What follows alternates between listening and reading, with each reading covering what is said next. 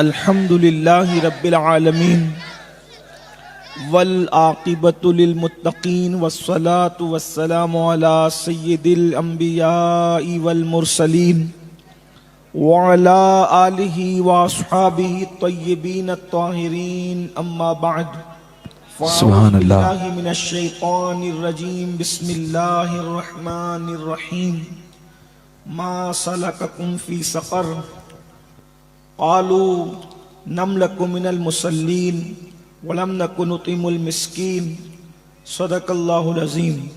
غوث اعظم بمنے بے سر و ساما مددے، قبلہ دین مددے، کعبہ ایمان مددے، انتظار کرم تست من عینی را اے خدا جو و خدا بینو خدا دا مددے۔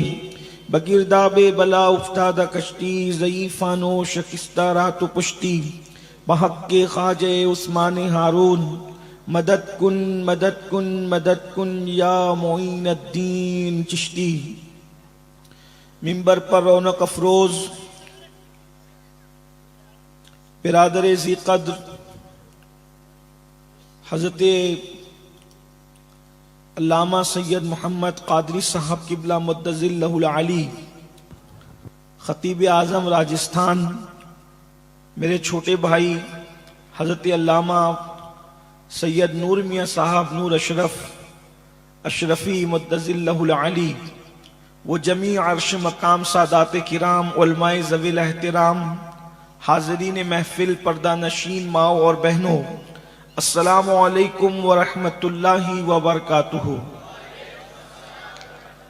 انتہائی احترام و عقیدت کے ساتھ اپنے اور ساری کائنات کے مرکز عقیدت، انیس بے کساں چارہ ساز درد منداں، ہم غریبوں کے غم گسار، ہم فقیروں کی ثروت، شہر یار ارم، تاجدار حرم، نوبہار شفاعت، شب اسرا کے دولہا، نوشے بزم جنت، دانائے سبل، مولائے کل، ختم الرسل، خسرو خوباں، سیاح لامکاں، وجہ کن فکاں، در اللہ المکنون، سر اللہ المخزون، عالم ما کانا وما یکون، آب و گل انبیاء، جان و دل اصفیاء، مطلع ہر سعادت، مقطع ہر سیادت، خلاصہ کائنات، فخر موجودات، حضور احمد مجتبی محمد مصطفیٰ، ارواحنا فدا صلی اللہ تعالی علیہ وآلہ وصحبہ وبارک وسلم کی بارگاہ بے کس پناہ میں جس طریقے سے پڑھاؤں، بلند آواز سے میرے ساتھ مل کر پڑھیں۔ الصلاۃ والسلام علیک یا رسول اللہ، الصلاۃ والسلام علیک یا رسول اللہ، الصلاۃ والسلام علیک یا نبی اللہ، الصلاۃ والسلام علیک یا نبی اللہ، الصلاۃ والسلام علیک یا حبیب اللہ، الصلاۃ والسلام علیک یا حبیب وعلی اللہ، آلک واصحابک یا نور اللہ، وعلی آلک واصحابک صلی یا نور اللہ اللہ، تعالی علیہ وسلم۔ صلی اللہ تعالی علیہ تیرے وسلم۔ پائے کا کوئی ہم نے نہ پایا خواجہ، تیرے پائے کا کوئی ہم نے نہ پایا خواجہ، ہم زمین والوں پہ اللہ کا سایہ خواجہ، سبحان اللہ۔ مکر شیطان سے مریدوں کو بچا لیتے ہو، اس لیے پیر تمہیں اپنا بنایا خواجہ۔ سبحان اللہ۔ جوش مستی میں بہت آئے تھے ایسے لمحے، میں بہک جاتا مگر تم نے بچایا خواجہ، اور سید خستہ کو امید حضوری کب تھی، صدقے جاؤں تیرے کیا خوب بلایا خواجہ۔ آج کی یہ مبارک شب قطب الاقطاب، قدوۃ العارفین، نائب نبی فی الہند، سید الاولیاء فی الہند، سلطان الاولیاء فی الہند، مبلغ اعظم عالم اسلام فی الہند، سرکار غریب نواز معین ملت والدین خواجہ معین الدین چشتی حسن سنجری ثم اجمیری رضی اللہ تعالیٰ عنہ کے عرس سراپا قدس کی یہ شب ہے اور وہی محفل ہے۔ میرے عزیز، انتہائی قابل احترام میرے چھوٹے بھائی برادر اصغر جناب سید سہیل باپو قادری فاطمی نے مجھے جس عنوان کے حوالے سے پابند کیا، میں اسی عنوان کی مناسبت سے آیہ کریمہ کی تلاوت کا شرف حاصل کیا ہے۔ اللہ پاک مجھے حق کہنے اور آپ سب کو حق سن کر اس پر عمل کرنے اور اسے عام کرنے کی توفیق عطا فرمائے۔ آمین۔ 12 سے زیادہ بچ چکے ہیں اور چونکہ عرس مبارکہ کی شب ہے تو چونکہ آپ کو بھی دربار میں پہنچنا ہوگا اور بہت سارے لوگوں کو حاضری دینی ہے اور مجھے بھی حاضر ہو کر اپنے وقت خفتہ کو بیدار کرنے کی سعادت حاصل کرنا ہے، اس لیے بہت دیر تک میں کوئی گفتگو نہیں کروں گا، اور ہمارے سہیل باپو کو بھی اگلے پروگرام میں جانا ہے تو ان کا بھی خیال کرتے ہوئے میں اپنی گفتگو کو اختصار کے ساتھ مکمل کرنے کی سعادت حاصل کروں گا۔ اللہ کی بارگاہ میں دعا ہے کہ میرا اللہ مجھے حق کہنے اور آپ سب کو حق سن کر اس پر عمل کرنے اور اسے عام کرنے کی توفیق عطا فرمائے۔ آمین۔ اگر دیانت داری کی بات کی جائے تو جلسہ مکمل ہو چکا ہے اور ایک خوبصورت تقریر نور سے پر نور حضرت نور کی آپ سبحان نے اللہ، سماعت کر لی ہے، سبحان اللہ۔ اور اب کوئی گفتگو کی ضرورت نہیں ہے، لیکن چونکہ حکم ہے اس لیے تھوڑی دیر کے لیے غریب نواز ہندوستان کیوں آئے؟ سبحان اللہ۔ ایک سوال ہے، غریب نواز ہندوستان کیوں آئے؟ بہت مالدار باپ کے بیٹے تھے، بہت دولت تھی باپ کی۔ سرکار سید غیاث الدین رضی اللہ تبارک و تعالیٰ نے ایک مالدار انسان تھے، اللہ تعالیٰ نے دولت دی تھی، علم اتنا تھا کہ مدینہ منورہ میں مسجد نبوی کی مسند پہ بیٹھ کر علماء کو حدیث کا درس دیتے تھے۔ سبحان اللہ، بچوں کو نہیں پڑھاتے تھے، علماء کو پڑھاتے تھے۔ سبحان اتنی اللہ۔ بڑی ہستی، علمی مقام وہ ہے میرے خواجہ کا، علمی مرتبہ ہے وہ غریب نواز کا، اور روحانیت کی بات اگر کی جائے تو کوئی کسی کو شیخ کہتا ہے، کوئی کسی کو شیخ کہتا ہے۔ جب غریب نواز نے دربار رسالت میں سلام پیش کیا، السلام علیکہ یا جدی، تو جواب آیا وعلیکم السلام یا قطب المشائخ بحر و بر، اے سمندر اور خشکی کے پیروں کے بھی پیر، سبحان اللہ، اے خشکی اور سمندروں کے پیروں کے بھی پیر کے قطب، وعلیکم السلام یا قطب المشائخ بحر و بر، سبحان اللہ۔ مشائخ بحر و بر کے قطب، تجھ پر بھی سلام ہو۔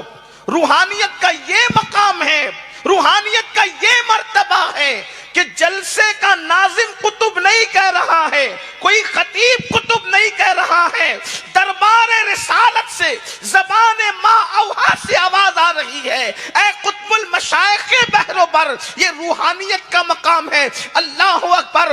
جب عبادت کرتے ہیں، قرآن مقدس ختم کرتے ہیں تو غیب سے آواز آتی، معین الدین ہم نے تیرا ختم قرآن قبول کر لیا اور تجھے بخش دیا۔ تو عرض کرتے ہیں مولا مجھے تو بخشا، میرے مریدوں کا کیا ہوگا؟ ارشاد فرمایا گیا قیامت تک تیرے سلسلے میں جو بھی مرید ہوگا ان کو ہم نے بخش دیا ہے، نعرہ تکبیر، بخشش کر نعرہ رسالت، یعنی عرس غریب نواز۔ چشتیوں کو بخشش اور مغفرت کی بشارت دی گئی ہے۔ جو سچا چشتی ہو اس کو روحانیت کا مقام یہ، علمی مقام یہ، دولت کا حال یہ، عزت کی کیا کمی تھی، لوگ پلکیں بچھاتے تھے۔ پھر غریب نواز ہندوستان کیوں آئے؟ ہندوستان آنے کی وجہ کیا؟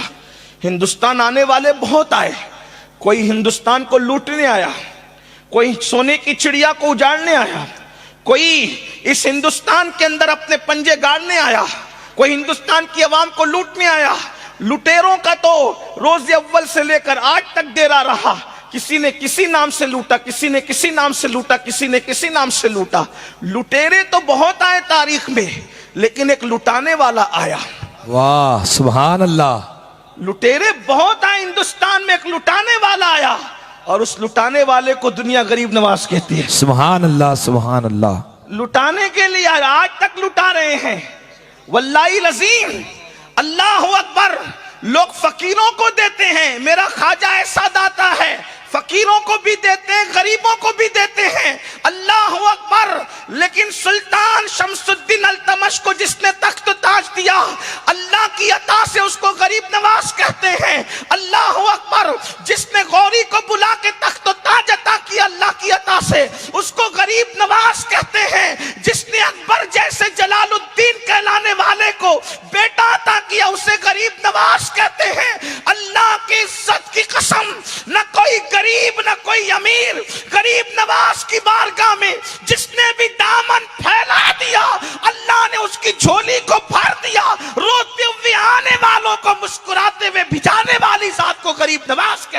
سبحان اللہ کیوں آئے سبحان تھے اللہ. ہندوستان؟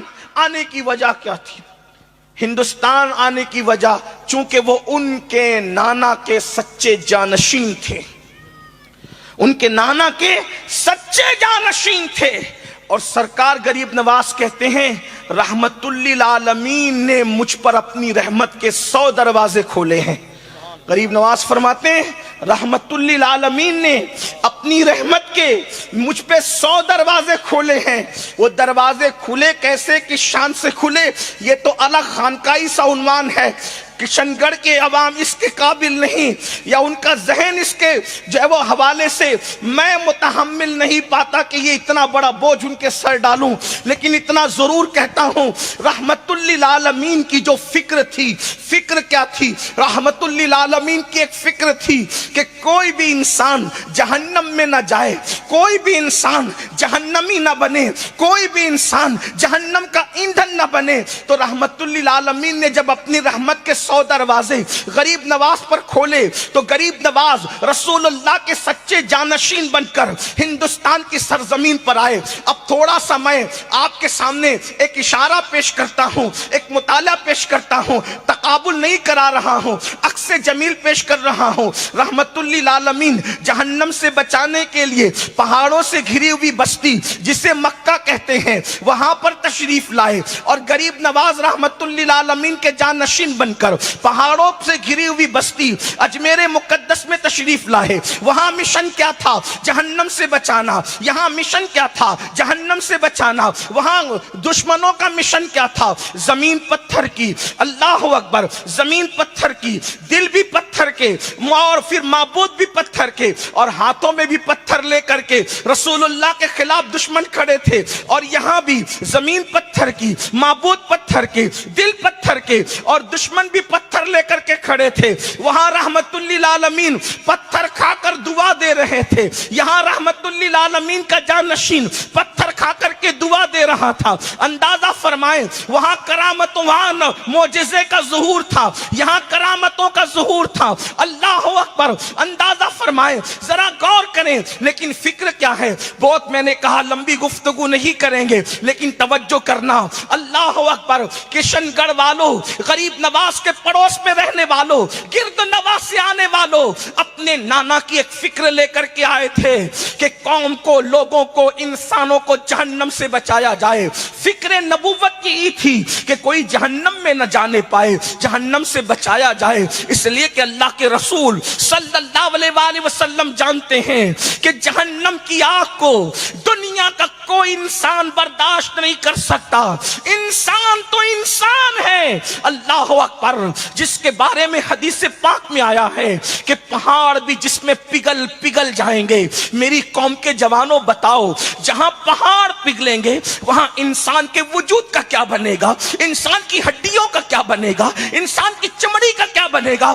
یہ فکر غریب نواز کو مدینہ منورہ کی سرزمین سے ہندوستان تک لاتی ہے. لیکن ایک بات میں آپ کو عقلی طور پہ، فرضی طور پہ سمجھانا چاہتا ہوں. جہنم سے بچانے کے لیے یہاں آ گئے، اور ہمیں خود کو جہنم سے بچانے کی، اپنی اولاد کو بچانے کی کوئی فکر نہیں. کیوں؟ کیونکہ ایمان اتنا مضبوط نہیں ہے جتنا ان کا تھا. ہماری حیثیت کیا ہو گئی؟ ہماری دنیا کی حیثیت دریا کی جیسی ہو گئی، اور ہماری حیثیت مچھلی جیسی ہو گئی.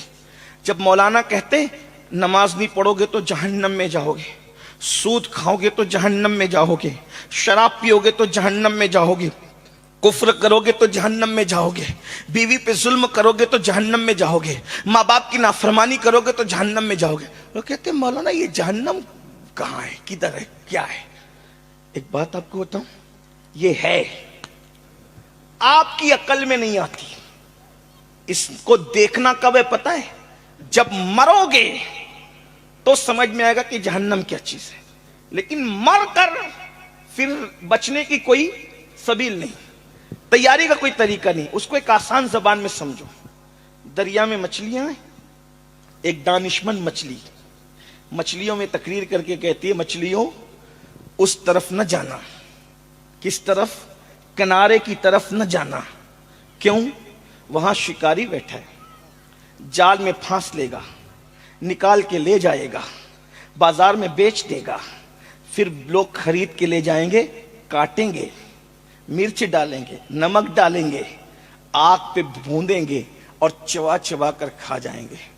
मछलियां मजाक उड़ाती है, ये जाल क्या होता है, हमने तो कभी जाल देखा नहीं। ये शिकारी क्या होता है, हमने तो कभी शिकारी देखा नहीं।